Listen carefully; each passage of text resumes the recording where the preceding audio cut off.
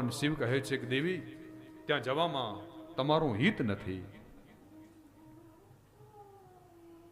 તો ભવાની આમથી આમ જાય, આમથી આમ જાય, આમથી આમ જાય, અને ભગવાન શિવ એમની મનની કથા વ્યથા, એમના મનના વિચારોને જાણી ગયા ભગવાન શિવ.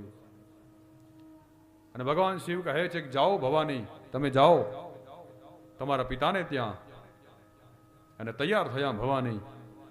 અને ભગવાન શિવ પોતાના નંદી આદિ બધા ગણોને તૈયાર કહે છે કે જાઓ તમે ભવાનીની સાથે જાઓ, ત્યાં મોકલીને આવો. અને ભગવાન શિવના બધા ગણો તૈયાર થયા. અને માં ભવાની ત્યાંથી નીકળે છે, આવે છે પોતાના પિતાને ત્યાં.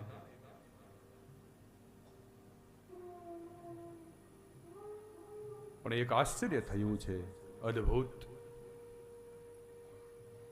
દક્ષ પ્રજાપતિના ભવનમાં ભવાની આવે છે, પણ એમને કોઈ બોલાવતું નથી, કોઈ આવકારો નથી આપતું, કોઈ સ્વાગત નથી કરતું. તુલસીદાસ લખે છે, પિતા ભવન જબ ગઈ ભવાની, દક્ષ ત્રાસ કા હો ન સન્માની.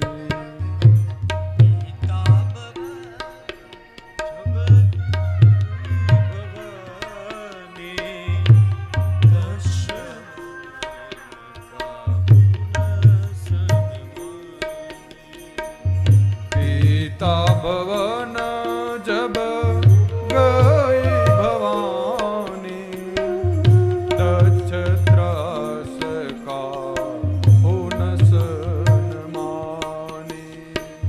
પિતા ભવન જબ ગઈ ભવાની, દક્ષ ત્રાસ કા હો ન સન્માની. સાદર ભલે હી મિલી એક માતા, ભગીની મિલી બહુત મુસ્કાતા. સાદર ભલી મિલી એક માતા, ભગીની મિલી બહુત મુસ્કાતા.